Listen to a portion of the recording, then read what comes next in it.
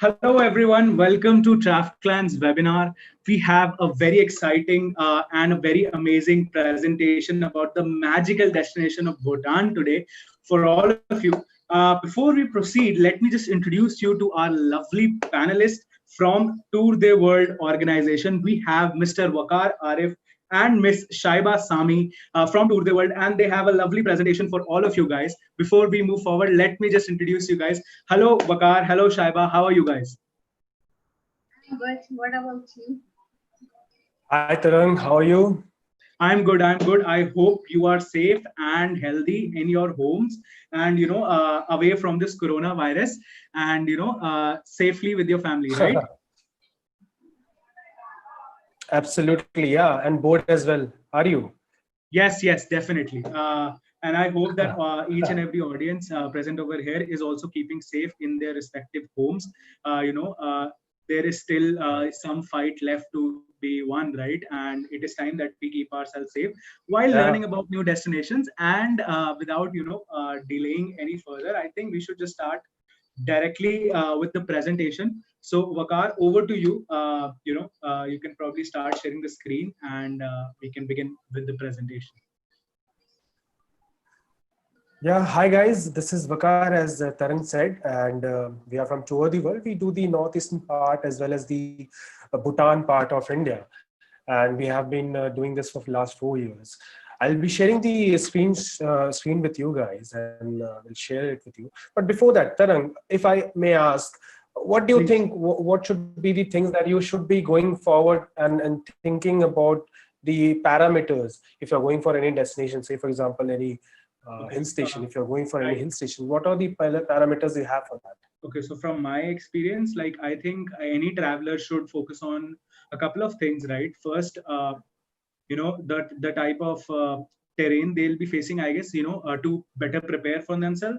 Apart from that, what kind of a destination is that particular destination, and to probably have some idea so that they know what to expect. That is something which is important from me. I need to I love to actually learn about something first and then visit that situation, right? That particular destination. I do that with almost all my vacations. That is something that I follow. What according to you? Well, according to me, one of the most important thing for me is the destination has to be really, I mean, as far as the infrastructure is concerned, or if you talk about the sustainable development is concerned, everything has to be in check for that. And this destination does really pack a punch for that.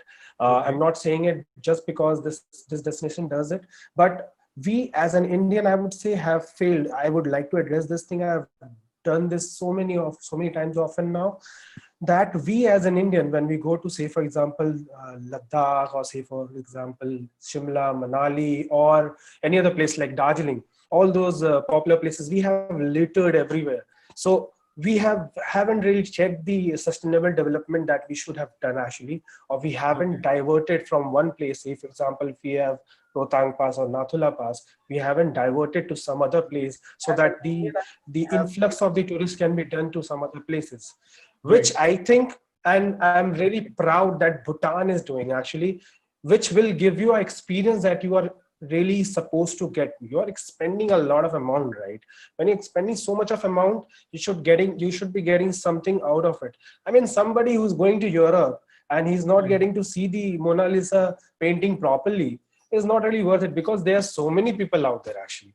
Definitely. But when you're going out there, when you're there in front of the painting, when you're there in Rotang Pass, say for example, when you're able to see it with the experience that you thought that you would be seeing it, that's the best thing about the destinations and their experiences. And Bhutan will surely give you that.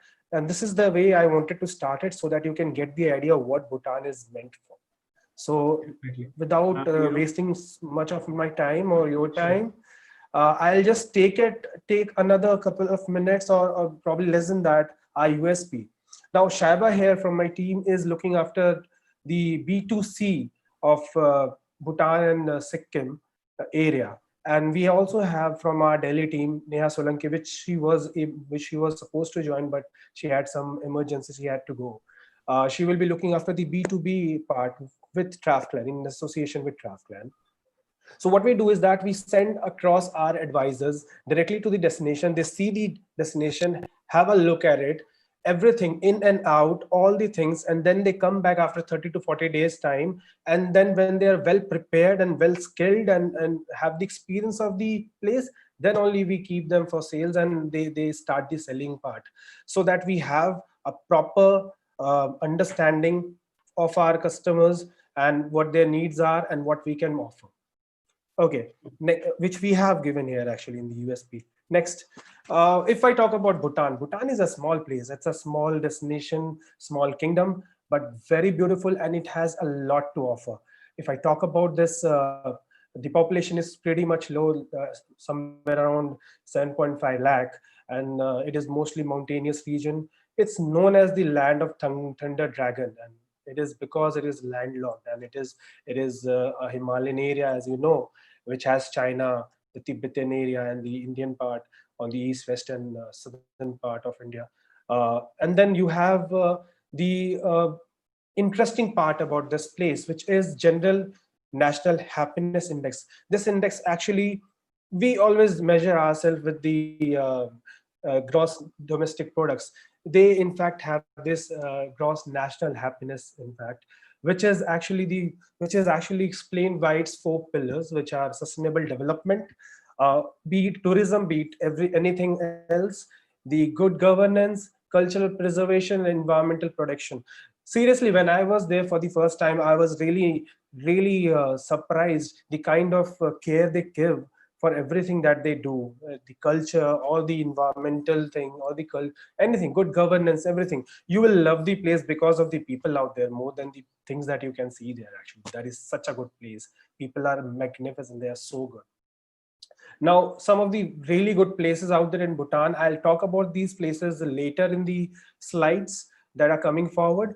Now, going forward to the vision. Now, their vision actually, much has been written here actually, which we will share with you guys after the presentation is over. But the major thing is high value, low volume tourism, which is they want to give you the kind of value that you are supposed to get after you spend so much of money. You have to have a high value and low volume. The volume actually, they try to have a check on the number of influx that the tourists can get into the country every year, every month, every day. So this keeps in check whether their development is according to the ecological aspect or not. If they don't have the number of rooms, or say for example, if they are not able to take the number of the tourists that they can take, then they will not take it. Actually, they just have this thing in check actually, and I'll talk about it as well later as well. And this is one of the primary reason you will get the most, I would say, most value for money thing if you're going for any Himalayan region. I'm an Indian, I have my Indian roots here, I have Shimla, Manali, all those places which I sell as well. But if I talk about Bhutan and why I want to sell Bhutan, is because it will give you more value. The satisfaction that you get from this is going to be unprecedented, that is for sure. Next, Bhutan can be categorized into three places, three destinations, or three categories. One is the eastern part, then is the which is the light red part that you can see. Then there is central part, and then you can see the yellow part, which is the western part. Now, when I talk about the western part which has Wangru, Punakha, Thimpu, Gasa, Paro, Ha, these are the places which are really developed. I mean, people generally go to these places only, and they know about these places. But if you go further towards the eastern part, Bhumtang, Rongsha, Rashigang, Samdrup, Mongar, absolutely gem of a places. You have beautiful homestays out there. If you want to go and explore if you want to do trekking, this is the place, these are the place. If you want to go for rafting, these are the places. I'm talking about the central and the eastern part of Bhutan. I'll talk about western part in detail, but if I talk about the eastern part and central part, these are the best thing that you can do actually. Trekking, hiking, biking, you can go for, you can enjoy the culture, you can know the culture. If you're into culture and knowing the cultures, you will get get the whole idea about Bhutan when you go to the eastern or extreme eastern part of Bhutan. Coming to the main slide, which is major places and districts. So Paro, as not a surprise, is the main place which we have actually, which is actually at the bank of the Paro Chu. Chu is a river actually, Paro Chu, which is having 155 temples. But the most important thing that is there actually, that everybody knows, I mean, everybody has the photo actually, photo of the Taksang, this tiger nest. So tiger nest is possible from Paro. It is very much nearby from Paro. You can do trekking. Chela Pass, Ha Valley, a day trek, a day trip from Paro is also possible for Chilila Pass and Ha Valley, which are also equally very, very beautiful. And National Museum is there. Weekend market. Ringpung Zong is the third most, I would say, third most popular Zong. Zong is the fort, actually. Zong is the word for fort, is the third most popular fort out there in Bhutan. Now coming to Thimphu, which is the capital and the most modernized of the all, it has the Buddha temple out there. It has Zong, as all the districts have it. You have the memorial Chotan, which has the memorials for the soldiers. You have the weekend market. I would say when you're going for Thimphu, just go for weekend market for sure, because Thimphu has the best weekend market as far as the Bhutan or whole of Bhutan is concerned. Textile museum is also pretty good if you want to have or explore the place. There are some other places which you can explore from Thimphu. There is Gasa, which you can go from Thimphu as well, which is known for its hot spring, which is also another district which is upwards from Thimphu. Coming to Wangru, Wangru is actually also in the western part, which has many monasteries and temples, and it also the best part is because it is larger than most of the districts that are there in their Bhutan. You have temples and monasteries at one place, and then you have wildlife at another place, and then you have really beautiful mountains on the other side as well. So when we talk about the monasteries and temples, it is common in all the places. But what really what makes Wangru really stand apart is that it has some really rare species of, I mean, snow leopard, blue sheep, or black bear, or red panda. Phobjika Valley, which is also there, actually is a valley which is one of the rarest of glacial valleys in the kingdom. It is also known as Gangte. So one of the best places you can cover. My personal, I would say it is one of my favorite as far as the valley is concerned, the Gangte Valley. Post that, if you go to Zakar, Zakar is at the foothill of Choekhor Valley, which is actually in Bumtang. Bumtang has 4 valleys actually. I'll get to that pretty soon. It is known as Little Switzerland for a reason. When you go to that valley, actually, you have all the hills surrounding you, and this is, I cannot really justify it with words actually, but this is such a beautiful place to be in. I can just tell you that just go there and then just enjoy the place and then tell me how it is, because I cannot tell you on the call and justify the beauty it has. Jakar is one of the favorite for me. Funcholing. Funcholing is actually the second largest town, which is at the entry point. When you're coming from India, and when you're coming from Siliguri or from Madari Hat or Alipurdwar or from any other place in the northern Bengal area, you will be coming to Jagaon, which is the Indian side, and the Funcholing is just on the opposite side after you cross the Bhutan border or the gate. So there are some things which people don't know about Funcholing. When we talk about Funcholing actually has 3-4 things which are really rare to it, and you should see when you're going to Funcholing. Many of the people think that, okay, it is only about immigration and we can go forward after that. No, it's not. You can go there, you can do trading there. It is a trading center, so you have a lot of trading being done here, and you have a lot of things to shop about if you love shopping, and most of them do. And you will not be disappointed with the things that are on offer. There is also a monastery, Zangto Perli, There is on another monastery, Kharbandi, which is further into the Phuncholing area. Bhutan Gate itself is quite architectural, so you will love the Bhutan Gate as well.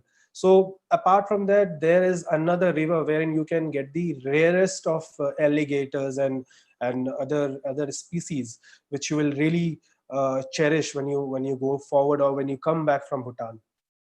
So Phuncholing is in Chukka, which is actually right at the border when you're coming from Indian by road. And we'll talk about how you come from India.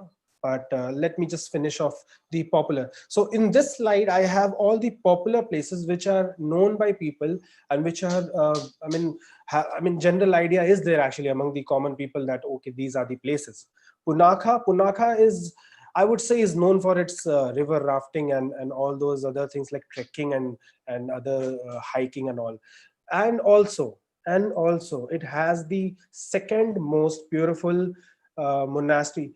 I mean, I don't know, it might be controversial for me to say, but I believe I like Punakha Zong more. Punakha Zong is more beautiful to me than the Tiger Nest. I don't know, I just feel that way. Whenever I've been that place, I have always liked it more than other places, that is for sure. So you will be able to see two rivers conversing here in Punakha. It is one of the really important town out there in Bhutan, which was formerly a capital of Bhutan. Then river rafting, Punakha Zong, these are the places I have talked about. So you will definitely get to see these things. There are all levels of river rafting you can do as well in there. So that's another thing, added bonus for people who are looking into adventures. Definitely go for that. You will just love it. Second is Bumtang. Next is Bungtang, sorry, which is having four valleys: Ura, Chume, Tang, and Choikhor. Choikhor, as I said, has Jakhar in it, which is really beautiful, known as the Little Switzerland. My personal favorite of all the four valleys is Ura, because of the beauty it has and because of the, I mean, just the beauty. I will say it has access to many of the places which are getting you to the hiking and all those places, which is another advantage of Ura. But my personal favorite, because of the beauty it has. So it also has the Bhutanese Nomad Festival every year in the February month. I haven't been able to really go there in the month of February. I was supposed to go this year, but yeah, thanks to coronavirus. Next, Popjiga Valley, which is also known as Gangte. It is actually mostly known as the valley which is home to the black-necked crane bird, which comes from Tibet, and it stays here in the month of November, December, January, when there is extreme cold out there in Tibet. So they stay here, and these are very beautiful creatures. You have an information center for that as well. So there is a reason people do actually go there and see these crane birds during these time of the year, because they come here and have their home out here. It's a place where I think the photography people, I mean, people who are out there actually who are into photography, if you want to do photography, come and see Gangte for that. Come and see Phobjika Valley, which is Gangte, because you will get to see so many things without any hindrance from any local people. No rush from anybody, nothing, no vehicles flying around and all that. You will have your own time. You can take your time, have some bird watching, do some trekking, have some photography done, and you will get some really good photos. I have some photos, trust me, and I'll share it, post this, and you will love those photos. And I suck at photography. Instead of that, I'm able to do that. And if you're good, then send it across to me, brother. Next is Samdrup Zonka, which is actually the southern part of Bhutan. It also has Zangtopelli Hakang, which is a monastery. Hakang is a monastery. Hanuman Mandir, sorry, is there, which is actually there because there are so many Indians out there who are doing trading out there. Because this is a place which is very much, which is having or sharing the boundary with Arunachal Pradesh, and also with the Assam border.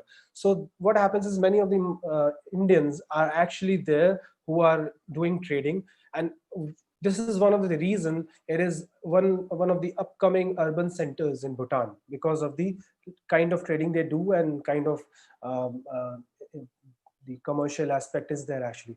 So you can do Mithun breeding farm, you can go for Mithun breeding farm as well. My personal favorite of all these is Mela Bazaar, which I like because of the distinct feel it gives you. It is half, but you feel that you are into Bhutan, but you are getting kind of feeling 50% of feeling that you are in India. So it's a good mixture when you go there in Mela Bazaar. Ha Valley, it's a small valley. It's in the western part. It's a small valley, but nonetheless, people go there, see the places or see the valley, and come back to Paro. It's a day excursion people mostly do. Apart from that, people who go there are going there for hiking or trekking. These are the major things that people do actually in this place. Monga, Monga is known for its lemongrass production and the essential oil that is made from the lemongrass. So when I talk about Monga, it's basically one of the urban centers or one of the commercial centers out there. If I talk about the beauty, it has a national park. It has a wildlife sanctuaries. So these places you can go for. You can definitely offer safari if you want to, and there are time mentioned for that, so you can definitely go according to that. So Monga, if you're going for Monga, go for the national or the wildlife that it has on offer. Rongsha. Rongsha is another part which is a hilltop, and it has Rongsha Zong and a museum, which was actually a watchtower, or Rongsha Zong was having a watchtower 1 kilometer above it, which was converted into museum, which is more beautiful now. You can go there and you can enjoy the whole of museum and all the other places. It is, Rongsha is actually one of the place which is not that much thronged by the customers or the clients, and hence you get the feeling that you are not really surrounded by people. Hence the it is kind of a virgin place in a way. So you will love this place, even the local area if you roam around. Luense is actually the least developed of all the places, but nonetheless, in coming years, I believe it is going to have some really good places to see. Once people are going to divert from western part and go towards the eastern part, and once the government really looks into the infrastructure of the eastern part, this has a very good chance of having a chunk of the customers coming in because of uh, the altitude, because of the feel that it gives. Actually, I love this place because of it is at the northeastern part, and it is really since it is having a landscape which is pretty beautiful, you will love this place. Rashigang is Jewel of the East for a reason. Actually, it has a Radhi village, and its bazaar is also very beautiful. It has a wildlife sanctuary. The Bhutan's largest river is also there. So these are the things you can do in Rashigang. You can also do river rafting here. Now, Royal Manas National Park. It is actually covering three Dzongkhags of Bhutan. And Dzongkhags, as I said, are the districts. These are the southern part districts of Bhutan. And it has Royal Bengal tigers, Asian elephants, black bears, and some more animals are there actually. There are distinct plant species as well, which you can really see and experience. This is one of the place which is kind of not as explored as it should have been. I'm really surprised when I see people not knowing about Royal Manas National Park in Bhutan, when you know that there is a Manas National Park here in India, in the Assam area. Similarly, this place is really huge, but not a lot of people know about it because we as travel agents or on the internet, we haven't been able to do what we should have been doing. We haven't been able to talk about these places as much as we should have done. These are all the names that we have mentioned, like Phobjika Valley, Samdrup, Hal, Monga, Rongsha, Matash, Rashidang, and Royal Manas. All these places should have and will be in future, will take precedence, I would say, once we start our business again. Chililla Pass, my personal favorite because of the elevation. I don't know, I have this feeling for this elevation thing. I have this adrenaline rush, which I really like. 13,000 feet above sea level. It is actually in between Ha and Chililla Pass. When you go there, actually you get the feeling that yeah, there is something. I mean, there is this rush into you. You have to walk slowly and all because of the altitude. And also the sacred Jomulhari, Mount Jomulhari is also very much visible from there. Many other mountain ranges are visible. The valley of Parwan High is also visible. But I like this place because of the elevation it has, and because of the fact that it is actually pretty beautiful when you see the ranges surrounding it. So without a doubt, my personal favorite. Laya Gasa trek, for the trekkers, you guys, if you are trekkers, you'll like this trek because it is actually covering the local places. It is covering the major places, and is covering hot spring as well. It is around 15 to 20 days of trip when you're going for this trek. And then you start from Paro, end at Punakha. In between, you go for Laya, which is a nomadic village. In between, you also go for hot spring, which is in Gasa. Gasa is a northwestern part of Bhutan. It is one of the districts there, and it has hot spring, which is pretty popular actually. People do it for medicinal purposes as well, and you should be going for it if you are going for a trek. There are many other treks which I'll talk about later in these slides, but this is one of the treks very much popular among people. Tochila Pass. Tochila Pass is also another, my second favorite, I would say, because of, again, the altitude. I don't know what I have for the altitude, but the elevation is more than 10,000 feet, which really I like. It also has a memorial chorten which has 108 memorials, these stupas actually, which have the names, and it is a memorial for the Martyrs actually, for the a fight was done between Indian army, not the Indian army, but the invaders from the um, Assam area, and they won. The Bhutanese were able to win it, and they lost 108 people, 108 soldiers, and those are the memorials for them. It was done in 2003. So they also have another one of the Pass temple. There is a Pass, Dochula Pass temple out there just beside it. That is also beautiful. But as I said, Dochula Pass is beautiful because of the fact that it has the elevation, and many of the months you will get to see snowfall and snow out there. So that is an added bonus. If you want to see snow, this is the place you can go for. Then last but not the least, Tiger Nest. Tiger Nest, it is also a trekking thing actually. You start from this place, Paro. You start off, this is around 6.4 kilometers, 6.5 kilometers from the city. You go towards Tiger Nest. There is a sudden increase in the elevation. You go towards the elevation of more than 10,000 feet, but it is going to take a lot of time. Don't have anything else lined up on that day. People from India or from any other place think that okay, हम लोग सुबह में कर लेंगे Tiger Nest, and then शाम को हम लोग कहीं और चले जाएंगे. No, brother, no, don't do it, because it is not going to help you. Because when you're going there, it's going to take a lot out of your stamina, and then you will not have enough for anything else to see. And then don't really recommend it. Recommend anything else apart from Tiger Nest on the day when you're doing something like Tiger Nest. So when you're going for trekking, you can use a horse, but it is better you trek because it is easy. If you are able to have enough stamina. If you're elderly, then that is a different thing. But if you're good enough, old enough to trek, I mean between the range of 24 to 64 years, I would say you should go for the by trekking, by just simply walking. Now, mountain biking, I'll just come to the points wherein there are some of the places wherein you can definitely see and explore the adventures. So mountain biking is done in Bhutan, and it is done for both amateurs and for the professionals. Amateurs should not really have it more than 8 days, because in 8 days what we are doing is we are covering places of western and the central part of Bhutan, which are having better infrastructure. So you have the cushion, like the infrastructure is proper. So if you are going for mountain biking, you can do it and come back, and there will not be a lot of problem.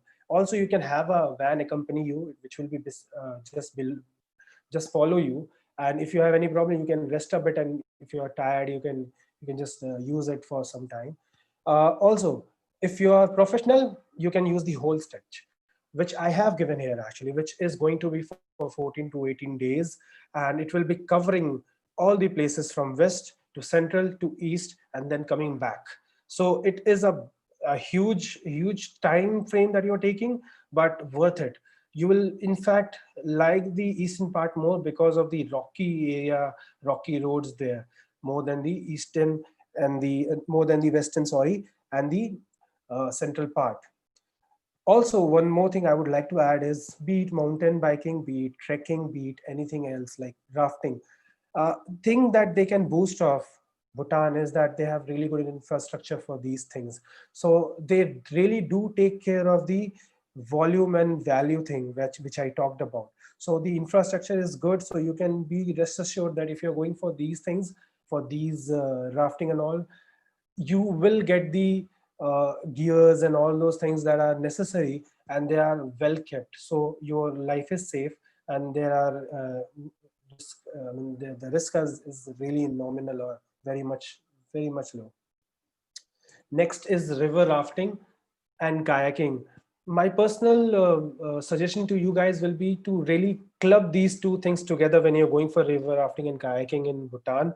And good thing is there are so many rivers out there, and they are having such a flow and current in their rivers that you have all the levels you can do there. I mean, one level, if you don't know about anything about river rafting, if you don't know anything about it, then let me tell you that level 1 is the level which amateurs can go for, and the it is hardest at level 6. So once you start from 1 to 3 to 4 5 6, it is the hardest at 6. So people who are really pro at it should go for 5 and 6, which is also possible in Thimphu. People who are not as pro, or actually just want to enjoy it just for the sake of it, or just they want to enjoy it, they can go for one level 1 2 and 3, I would say. Paro or Punakha or Rongsha or Thimphu, all these places have actually the rafting and kayaking facilities. Go for both the things. We have given you the amount that is going to be costing you for the rafting during the season and off season, which is actually right in front of you in the screen. So this is how it is as far as rafting and kayaking is concerned. White water rafting is also possible, is also very much prevalent there, which is very much in demand these days, and also more of a better option, I would say, rather than the regular river rafting. So that is also very much possible in all the places that I have mentioned here, near about 6 to 7, 8 places of rafting we have mentioned, and all those places have white water rafting mostly. Next, we have trekkings as well. I have talked about two treks, the Layagasa trek, and then I have talked about another trek which is for Tiger Nest. Apart from that, we have some more treks which are there. Some are for the regular people who are just beginners, and they can go for that, like the Druk path, which starts from Paro and ends at Thimphu. We have Chomolhari trek, which is very popular, which is going to cover many of the passes and many of the other places and festivals. Chomolhari, as I said, it's a sacred mountain out there. It's an 8-day trek. We have a 25-day trek. We have a 6-day trek. We have a 3-day trek as well. So all these are mentioned here actually in this slide. If you see, we have mentioned every trek that is there, and we will we have everyone covered. Somebody who is a beginner, somebody who is a pro, somebody who is in between, you have it covered actually. You can have the trekking, the kind of trekking you want, you can have it. If you want drafting, you can have it. You can want to have mount climbing, you can have it. Everything, it is possible in Bhutan. The thing is, people don't know about it, and they don't have any idea whether these are things that are possible. They only know that cultural activities are the things that are possible out there. Now, if I talk about the food out there in Bhutan, the important thing for the Indians to know is that they also eat beef. They have non-veg items as well in their dishes. So we have to be, very much knowledgeable about the cuisine that we are going to have there. But it doesn't mean that they only have the non-veg on offer. I mean, they have all the things on offer. My personal favorite is suja, which is a Bhutanese butter tea, which I try at home as well, but I'm not able to make it that way. That is a different thing. But Bhutanese have actually many of the vegetarian cuisine as well, which you will like. And you should really go there and explore the local cuisine. I have given you some of the popular ones, but trust me, it's not only about, like people say and come back to me and say that यार ऐसा तो नहीं है कि वहां जाके beef ही मिलना है, हमें कुछ नहीं खाने को मिलना है. No, if you want to have Indian food, you will have Indian food. If you want to have something else from Indian, apart from Indian food, something from continental, many of the hotels have it. If you want to have something which is local, you can have it in abundance.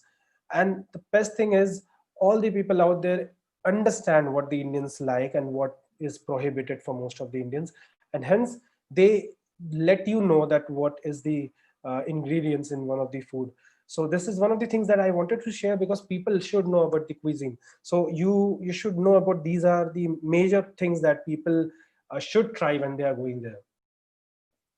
Okay, so coming to the numbers, my favorite part of anything, because I love numbers, is that Bhutan, when I talk about Bhutan, and this is coming from directly from TCB. TCB is the Tourism Council of Bhutan, which is the governing body, and it is actually, it has given the numbers from 2012 till 2019.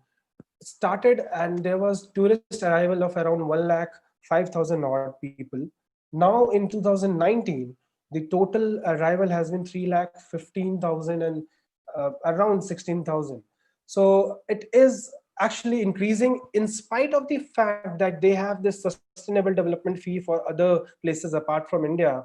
Bhutan, India and Bangladesh and Maldives, every other place has this sustainable development fee, and they have a check on the influx. Even after that, they have this spike in the number. This shows the kind of demand that this place has. And but still, as I said, when I'm going for some place, when I'm going for a place, I need to have some me time, some time wherein I can really enjoy the place on my own and enjoy the place like the way I wanted to enjoy it when I saw it in photo or in video. You will do that because they will keep in check the influx of the tourists. So you will definitely get that. Monthly tourist arrival, this is just to give you an idea to my travel partners, is that the season time out there is May, March, April and May. Then also again, after that there is an off season. Post that, September, October, November is again the season time when there is puja in India and all those other things are happening, Diwali and all. What happened last year, as you can see, the upmost, the 2019 graph, if you see the blue one, there is a spike in the month of December as well. This happened last year and I was surprised. In fact, whole of the tourism industry in Bhutan and nearby who deal with Bhutan were surprised by the influx of tourists during the month of December. For two reasons. One, because they have seen a lot of Indian hill stations. They wanted to see some of the Bhutan places as well. And second, because Bhutan government told that there will be an SDF coming up, Sustainable Development Fee. So they thought that, okay, let's get on with it. Let's see Bhutan and then we are done with it and we can go somewhere else when it is cheap. So no, it's not really that expensive even now, even after the Sustainable Development Fee coming up in the month of July. Don't worry about it. I'll talk about it. But these are the 6 months, March, April, May, and then September, October, November, and I'll add December from now on. These are the major months when you can expect a lot of people coming in. For the groups like study, is somebody who's coming from somebody who's coming for a study tour, that is going to be throughout the year. Data shows it as well. They come throughout the year. It is not only in the season time, because the rates are better when there is no season. Tourist activity, which is actually should have been better. There should have been a better balance between the activities that are on offer. And if I give the tourist by activity percentages, then leisure is the most important aspect. That is the one which is having the highest number of tourists coming up. After that, there are some businessmen going there. Apart from that, not a lot of people going there who are coming for MICE or for educational or training trips. But as I said, education in future will be having increase of influx because of the fact that it has many of the cultural beauty is still intact. It has many of the medicinal things for the medical purposes. If you want to see things, you can see. Exchange program, I think this will increase as well because of the relationship we have with the Bhutan government. So this is the tourist activity percentage. Mostly around 90% or round about that are leisure trips, people who are going for just sightseeing and family trips. Okay, now Zongkag, as I said, are the districts, and these are the districts, major districts down below: Paro, Thimphu, Punakha, Wangru, Bumtang, Ha, Rongsha, Chukha.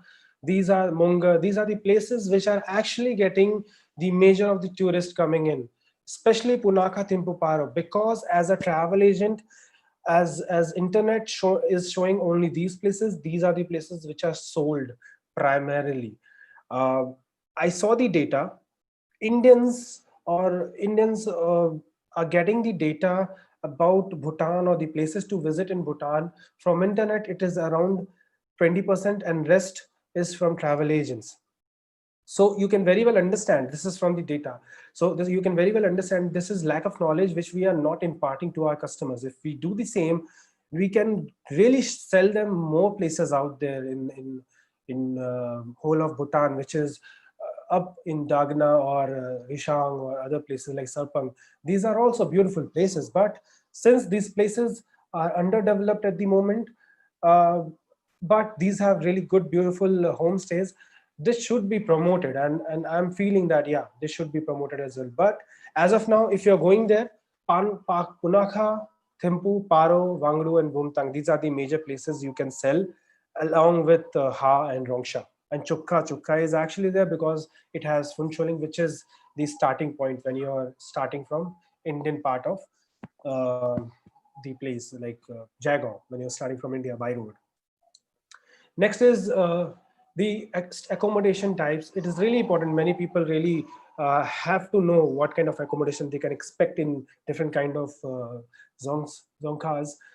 So the 5-star properties, the 4-star properties are primarily in the places like Bumtang or Chukha or Paro, Punakha, in Thimphu. These are the places which have primarily the 4-star and 3-star. We have given you the data. We have given you all the data which is there to be had for you to understand the kind of accommodation they have. VHS is the village homestays there. I have stayed in homestays because for obvious reasons, many of the places do not have the hotels, but I used to do that before. From past 1 year or so, I have been staying in homestay even in the major cities as well, like Thimphu or Paro. Even in Bhutan, even in Thimphu, even say for example in Sikkim, sorry, when I'm in Sikkim as well, I'm staying in homestays. Why? Because you get the feel of the actual culture in the homestays. You get the cuisine in the homestay. You get the people in the homestay. You get the local feel in the homestay. It's not going to happen in the hotels. So, and when I talk about the hotels, it's really good. But homestays are equally good, cheaper, but never ever I will say that you will be underwhelmed when you are going there. Have high expectation, no problem. Go to homestay, have high expectation from them, and they will deliver. That is for sure. Now, how to reach Bhutan? There are many ways you can reach there, for Indians as well as for the non-Indians. Now, for India, if you're reaching there by road, we have 3 places from where you can reach there. People primarily use Phuntsholing or Jagaon, which is Jagaon is in the northern Bengal. It is part of West Bengal, and it is sharing the border with Phuntsholing, which is on the other side. You can reach Jagaon. Jagaon is not that far away from Siliguri, New Jalpaiguri station, or from Bagdogra airport. So people coming from various part of India can come to Bagdogra via flight or by train to New Jalpaiguri, and from there they can directly take a train or a bus and reach Jagaon. Or we can hire a bus. We can arrange a cab for them, and we can take them directly to the immigration office, which is in Phuntsholing. That is one of the way. Galepu in Assam is also another place which is possible from where you can go to Bhutan. There is another Goa, from Guwahati, 150 kilometers, which is also used not that frequently, but yeah, many people go from there. Samdru Zonka, which is also one of the districts. So you can use that route as well. But I would say start from Jagaon mostly, because that is the zone which is nearer to the most important places out there, which are the western part. When you're going for the eastern part, start from Samdru, not a problem. But for other places, go for the Funcholing area. By bus, if I talk about by bus, from Kolkata itself, from Kolkata, Esplanade is major hub actually in Kolkata. From Esplanade, you have regular buses which have an overnight journey, and by the evening next day or afternoon you reach Funcholing. You can use that. There are trains as well which start from Kolkata and reach Hashimara or Alipurduar, and from there we can pick you up. It is hardly few kilometers to the border area. That is also one of the things that you can do. We have given you the kilometers from Siliguri to Funcholing, how much it is, Siliguri to Funcholing, New Jalpaiguri, Alipurduar to Funcholing, Hashimara to Funcholing. This is, as you can see, Hashimara or Alipurduar is pretty much very much nearby. So you can directly come from Kolkata to these places. And if you're coming from other cities, you can start off from New Jalpaiguri.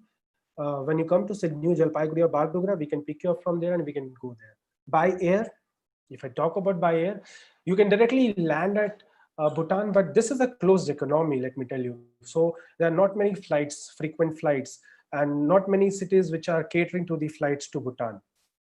They are connecting flights from Kathmandu, many of them are there, but many frequent flights aren't there. From Kolkata, Delhi, Bodh Gaya, Guwahati, and Bagra, you do have direct flights. But from other places, probably you will have to have connecting flights. And you can directly land at Paro. And Paro, when I went there for the first time, Paro airport, it is the hardest place, as has been said, not by me, but by others as well. It is the hardest place to land your flight because of the landscape it has, and it is surrounded by the mountains. So when you're landing there, you get a feeling which is really unprecedented, unbelievable. You will love it actually.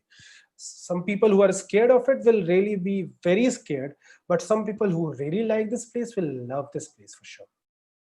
Love this landing as well. So only the pilots who are really experienced are allowed. Now, going to the part, visa for Bhutan. Now, Indians don't have to pay anything as of now till the month of end of June. But after June, you will have to pay 1,200 rupees per person per night for adults. For kids between 6 to 12 years, you'll have to pay around 600 rupees per night per person or per kid. Kids below 5, it is complimentary. So this is the SDF Sustainable Development Fee that you have to pay, which is charged by the government of Bhutan to regulate the heavy tourist traffic in the country and to keep the infrastructure in check, to have a sustainable development, as I said. So this wasn't there. This is now coming up and will be there from the month of July. And yeah, this is how it is. And this is per night. This is not total amount. This is per night. So how much of amount? It is going to be multiplied by the nights. So SDF for the Indian passport holder is compared to other parts, which is $65 for places apart from India and Maldives and Bangladesh. All the other places have to pay $65 for the SDF. And if I talk about the international tourists, they have to pay $250 in the season time per night per person, and $200 per night per person during the off-season time. So there are two charges that they have to pay. It includes the $65 of SDF. It includes the transportation, accommodation, the tourist guide, the water bottles, everything that you need actually there. So everything is included. So that is in total what you have to pay a person who is not from India, somewhere else, he's coming from somewhere else, apart from 3 places which I have mentioned. Now, the travel documents that Indian need to have are, you either have to have a voter ID card or a passport, which has to have a 6 months validity. and you have to have a colored passport size photographs, which we will be taking from you, and then we will procure the permits for you. We can do it on at the airport. We can do it at the by when you're going by road at Funcholing immigration office, or at the immigration office at Paro. You can do it at both the places. If you're coming by flight, then Paro. If you're coming by road, then it will be Funcholing. So when you're going there, you can have your documents ready, and we can procure the required permit for it, and you can take it forward from there. Otherwise, if you go for e-visa from India, you will have to provide the travel documents, as in the passport has to be mandatory that you have to provide, and the photos, those have to be sent as scanned copy to us, and we will make the travel documents, we'll make the visa for you. Okay, so these are the documents that you need to have when you're going to Bhutan, and these are only valid when you're going inside of Bhutan. The initial permit only is valid for Thimphu and Paro. For further places like Punakha or eastern part of Bhutan, you will have to have, you will have to have, just a second. You will have to have, actually, in case of these places, you will have to have additional permit, which you will be having from the Thimphu immigration office. Now, I will talk about some of the places which are must-see places. Tiger Nest. Have a look at the photo. It will not justify the beauty that it has, but it is really beautiful. Punakha Zone, third best. For me, the best. Chilila Pass, one of the best. Ha Valley. Gante Monastery, which is the glacier valley. Dochula Pass. These are the popular destinations out there. Jigme Dorji National Park, Punakha. This is the statue which is in Thimphu. Just before you reach Thimphu, actually, it is there. So this is there. Ringpung Zong, it is in Paro, which is also the second most important place that people visit when they go to Paro. Now, before we finish off, this is the simple itinerary that you can have for the trip. People generally in India, there has been a trend, and this is from the data I'm talking. They generally go for 6 to 7 days of trip, which covers, actually it is covering Paro and Thimphu and Punakha. These are the major places that they cover, apart from Chirela and Ha Valley. So these are the places we are also covering. But since we have given you a sample of 10 days, we have also covered some other places like Phobjika Valley, Gangte, which is Gangte. We have also have some other places like Chapka. We have some sightseeing in Punakha, as I said, which is one of the go-to places. So near about 10 to 11 days is enough if you want to cover the central and the western part, which are the major places in Bhutan. But if we talk about only the western part, then people generally go for 6 to 7 days of trip. So this is how it is. And yeah, thank you for your time. Yeah, thanks for seeing the itinerary and all those things. Thank you. Great. This has been a very informative presentation by Mr. Vakar. I think it's time that we start taking up some questions. We have a lot of questions already with us from the viewers. And I would just ask the viewers that if they have any more questions, they can start posting their questions onto the live chat, and we'll be taking up each and every questions right now. Also, I would like to announce for the viewers that the Bhutan destination quiz will be live in next couple of minutes, the link for which will be shared in the description. And you can participate in that quiz and win free holiday vouchers from Tour the World and TravClan.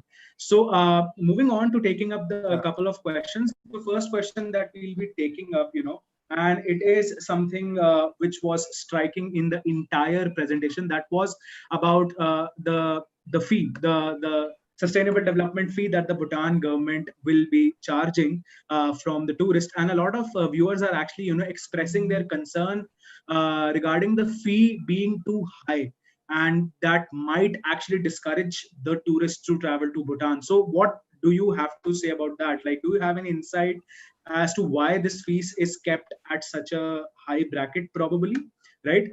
Would you like to share your thoughts? Yeah, this is important actually. I mean, this was done in the last year itself.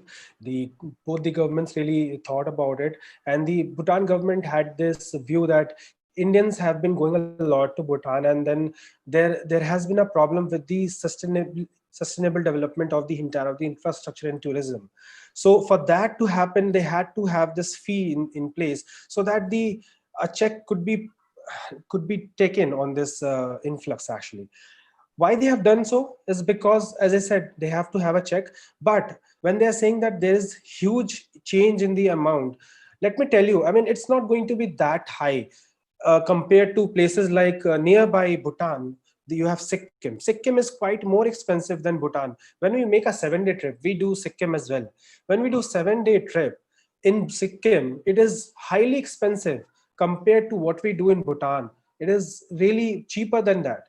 And if I talk about both the places and what it has on offer, pretty distinct. But when this SDF is coming into effect, even after that, it's not going to be as expensive as many of the other places in India, because it has not been that expensive as far as the car is concerned. The car rental, the hotel accommodation, those are very no, I mean, the amount is not that high actually.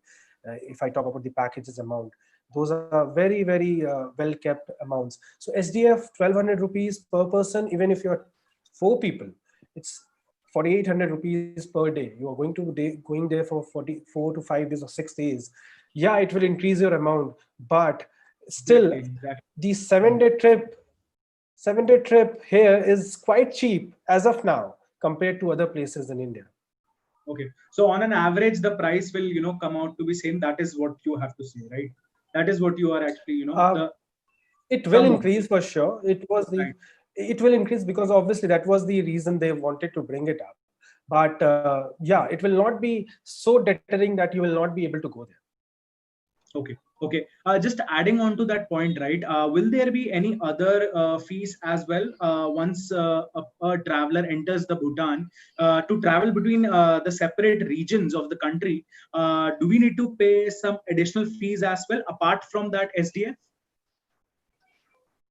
No, you don't have to pay anything. If you're having a local guide, a certified guide, which you will have to have if you're going for a e-visa, then you will have to have a guide. For that, you will have to pay, which is around 1000 rupees to 1200 rupees.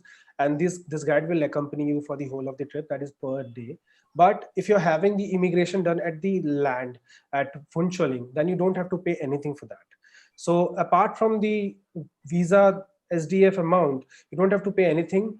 Guide charges only when you are taking a guide. Okay. Okay. Moving on to the next question, right? Explorica World Tours is asking the specific question: how to reach Bhutan by road from Bagdogra? Bagdogra. So that from like what is the best available option, right? And if someone wants to travel by road to Bhutan, right? So what kind of Mhm. options would you suggest from Bagdogra? Okay, Saiba, would you like to take this one? If a person is coming from Vancouver airport, then the best possible way is that they can either hire a cab or a bus and can reach to Jaigong, which is just a boundary of Bhutan and in India. Apart from that, the other thing one can do is that they can go to NGP, they can reach NGP, and from there they can hire a cab and can reach Jaigong. As I said, it is just a boundary for India and Bhutan. Punsuling is on one side and Jaivon is on the other side. The other way by road one can go is either by Hashimara or New Alipurdwar. They will reach over there and then take a cab and reach to Jaivon. The distance is the time taken for this duration will be around 1 to 2 hours only. Okay. Okay. Okay, I would like to add something. Yes, please. Yeah, because that is important. Now, there are three, four zones or 3, 4 places from where you can start off. Bagdogra for the flight. From Bagdogra, we can pick you up. We can take you to Jaigong. From New Jalpaiguri, you can start off. We can take you to Jaigong. From Hashimara, if you're having train from NJP, from Hashimara to NJP, there are regular trains. You can have it. Or from Kolkata, if you're coming, you can go to Hashimara, which is very much nearby to Jaigaon. You can come there. Alipurdwar is also another place from where the buses or the trains are going. So these are the places which, these 4 places in fact are the places which can be taken as the places where you can start from when you're starting. Okay. Okay, I think that answers the question well for Explorica World Tours. Moving on to the next question, right? Miss Ritu Rathi is asking that, is it smooth and suggested to enter from Guwahati side, considering the visa and immigration part? Is it smooth and is it suggested from, what is your opinion on that? Well, it is only suggested to go from the Guwahati side when you are trying to explore the eastern part of Bhutan first, because that is more easier when you're exploring those parts. Infrastructure wise, those parts are not as developed as the western part. Hence, people go to the western part more and they explore the western part more. But yeah, if you are going to go for the eastern part, we always suggest that you go from the eastern part, start from the eastern part, which is the Guwahati area. But if you are coming for Paro and Thimphu and Punakha, no point coming from Guwahati. Straight away coming from Jaigaon will be the proper idea, proper suggestion from our side as well. Okay, so before taking up any more questions, I would like to announce that the quiz is now live. So all the participants are requested to start answering the question and get a chance to win those free holiday vouchers from Tour the World and TravClan. Now moving on to the next question that we have. Wakar, do you actually, suggest self-drive options, right? If a traveler wants to, explore the magical destination of Bhutan by, self-drive. So, do you suggest that? And are these options easily available? And do the drivers require a specific document, or just the Indian driving license would work? Would you please elaborate on that? Well, the documents are same as you would require for any other immigration thing. So documents is taken care of as it is. Yeah, you have to have the driving license for sure for the Indian driving license. But when you're talking about the safety of it, I mean, it is actually 3 zones. So when you're driving in the eastern zone, you need to be a pro. So when you're going there, be assured that you know how to drive properly in those terrains. You have done so in the other places as well, then only go there. Otherwise, if you are going for biking and you are not that pro into it, just go for the major places like Thimphu, Paro and central part of Bhutan, and then just let it go. That is going to be around 6 to 7 days or 8 days of trip, and then come back. It's absolutely fine to go there. It is one of the safest place in the world, I would say. They have this index for happiness for a reason, right? Because they have this happiness. No criminals are there. Actually, they have this culture wherein they help each other, they help their tourists as well. So you can be rest assured it is safe infrastructure wise as well, because they take care of the infrastructure as well, and they are improving the infrastructure in the eastern part as well. It will take some time probably, but as a pro you should go to eastern part. You will like the eastern part more so in fact. But for the non-pros, yeah, western and the central part. Okay, okay. Okay, and the vehicles actually require special permission too as well, right? One of our viewers actually, want to add that point, right? So if someone wants that permission, right? If they are actually courageous enough to choose the self-drive option. So are there any specific permissions that are required, and what is the process to obtain those? Well, for the any self-drive thing, okay, the permissions are actually the same documents that you have actually is required. The self-drive things are when you are starting from Funsuring, say for example, you will be getting the documents that you have to have, the driving license and all. You'll have to show those driving license and your personal KYCs. You just have to show those things, and you will have the documents ready, and your immigration is done. And then post that, you can have the self-drive thing and you can proceed ahead. I mean, you have to give a deposit for that. You can choose your cab or you can choose your bike, and you can go ahead, even if it is for a bike or for a cab. It's same as it is in Sikkim or Bhutan. It's Sikkim, say for example. You can have the cab, just that you will get the documentation done for the places that you want to do. I mean, say for example, you are going for the eastern part of Bhutan, and you have taken the cab, or say for example bike, you will have to go to Thimphu, get the permission for the eastern part of Bhutan, and then post that you can go towards Punakha or Rongsha or towards the extreme of Bhutan, post that only. That is also done with the same documents that you have during the time of initial immigration or initial stamping of permit. Okay. There is a specific question coming in from Mr. Dikshit Patel, and he's asking that if there are any special or other documents required if a minor is traveling with them, right, to Bhutan, right? So, what will be the answer to that? Yeah, you would. I mean, just carry the supporting documents along with yours. Just carry the birth certificate, and that should be the enough. That should be enough. That is all. You don't require anything else apart from that. Okay, and what about the minimum nights for a first-time traveler, right? Because if someone is coming to Bhutan for the very first time and exploring the destination for the very first time, what is the average number of nights that you suggest, for Bhutan? Okay, Shaiba? The average number of nights one can go for if they are going for the first time is 6 nights and 7 days, where they can cover Thimphu area and Paru, Punakha.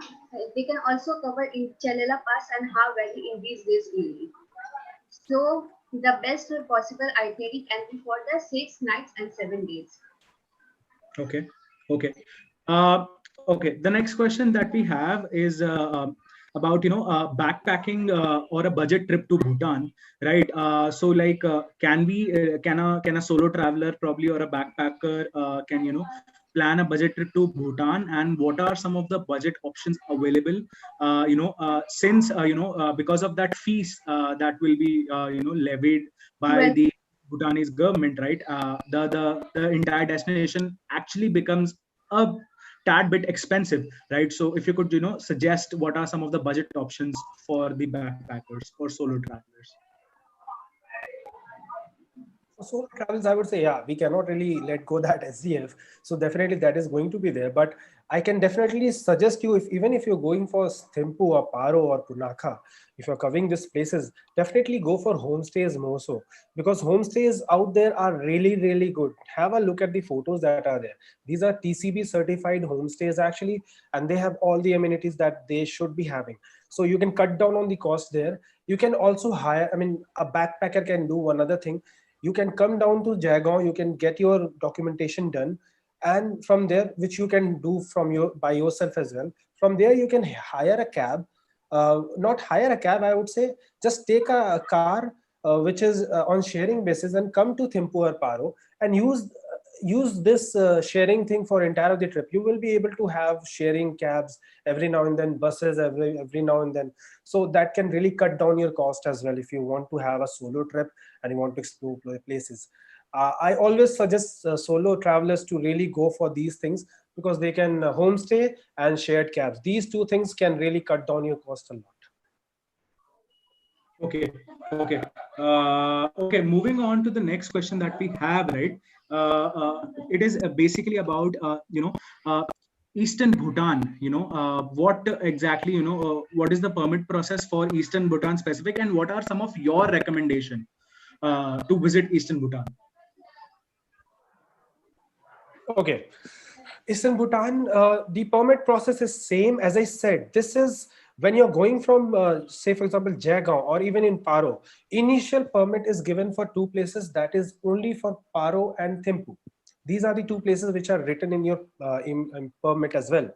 Post that, in Thimphu Immigration Office, you will have to again apply for the eastern part of the area, which we can do for you, or you can directly go there. Even if you're a backpacker, so for example, when you're going there, you can get your documents again, show it to the people. You will get the documents verified again, and you will get the new fresh permit, which will include all the eastern part of Bhutan as well.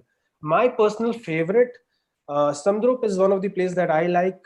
There is this Manas Manaswala area, I just love that place, man. This place is really beautiful. The southern part of southeastern part of Bhutan is my personal favorite because of the wildlife and the photography that you can do. If you're into trekking, Rongsha can be one of the places you can go. Rashigang can be a place you can go. So these are the places that you can go. I cannot really pinpoint one place, to be very honest. I love those places really, really much. I mean, every other place has something to offer. Something has hiking, somebody else has a rafting opportunity, somewhere there is wildlife. So I cannot really pinpoint. Okay, okay.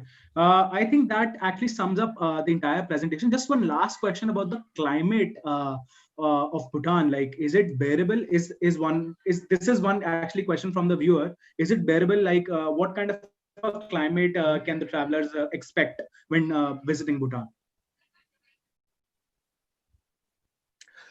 If I talk about the major places like Thimphu, Paro, or some other places like Punakha is a bit hotter, so it's a bit warmer rather. So if I talk about Thimphu and Paro, they generally receive snowfall in the month of February or in the month of January, and it is only for one day or one night only. That is one precarious thing that they have every year. Apart from that place, many of the other places are not as hot or not as cool. I mean, if I talk about the weather in hill station, not as cold as, say, for example, Lachen and Lachung in the Sikkim Northeast. area. Yeah. These are places which are on the warmer side compared to what Sikkim has on offer in the northern part.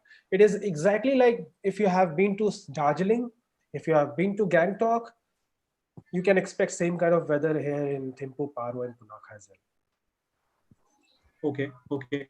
I think that sums up our presentation. Before we end, I would like to ask one question, which I think will summarize this entire presentation and conversation.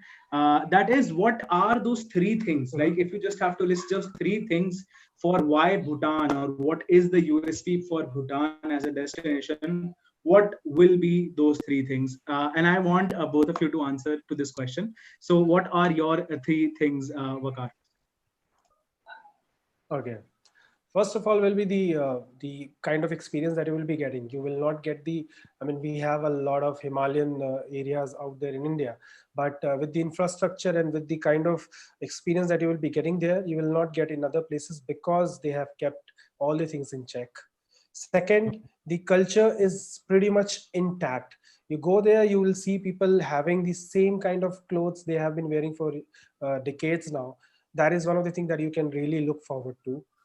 Third, third can be the food. I would say food is really brilliant. I mean, I'm a non-vegetarian. I can have many of the foods, but even for the vegetarians, there are so many options. Saiba here is a vegetarian, and she has been to Bhutan 4 times, I believe, Saiba. So she has not had any problem at all. After, I mean, vegetarians also have some very good options. I would like to add one more thing. People out there, if you are going for Bhutan, if you have many days in hand, you can at least go for Northeast and Bhutan plus Sikkim and Bengal area as well. These are the places accessible from Jaigaon or from Bagdogra. You can go for these places, Guwahati, Meghalaya, or Sikkim. You can have 15 to 20 days. You can do Sikkim and Bhutan together. You can have Arunachal and Bhutan together for 15 days. If you have more than that, you can do entire of northeastern part of India. Okay. Yeah. Okay. Thank you. So, Shaiba, what are your three things? My three things relating to Bhutan is that for the tradition that is followed in Bhutan, that is one of the most important things one should go for Bhutan. And to see that tradition and culture, one should go for the homestays. Because if you stay in the if you go for the homestay, then you can experience that culture and tradition was and the lifestyle that the people were there follows. The other thing I would suggest for the safety, it's one of the safest country in the world with a very low crime. My second thing is relating to safety, and the third thing is about the landscape, about the beauty of Bhutan. That is so mesmerizing that it will be a memorable tour for a person who is going there. Okay. I think that actually brings us to the end of this presentation. Thank you so much for a very informative presentation on Bhutan. Now it's time that I announce the winners for the quiz. And the winners for today's Bhutan destination quiz are Saloni Mane, Shamla Gajola, Simarjeet Singh, Amitabh Das, Tosh Thakkar, Siddesh Shirke, Ayush Asthana, Mitali, Akshita, Praveen Kushwaha, Aman Gupta, Poonam Navarekar, Pareen Shah, Kashmira Irani, and Suhail Sheikh. Congratulations to all the winners. All of you get free holiday vouchers from Tour de World and TravClan. And this brings us to the end of this presentation. Congratulations. Yes, thank you so much, Wakar. Thank you so much, Shaiba, for this Thank you. lovely presentation.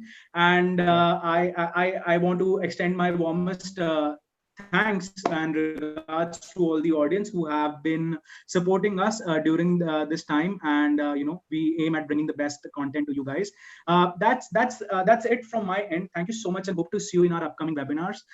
We have the entire month of June as well, and a bunch of lovely destinations to be covered. So stay tuned for more information. Thank you so much. This is Tarang Mohin signing off. Take care. Bye bye. Thank you.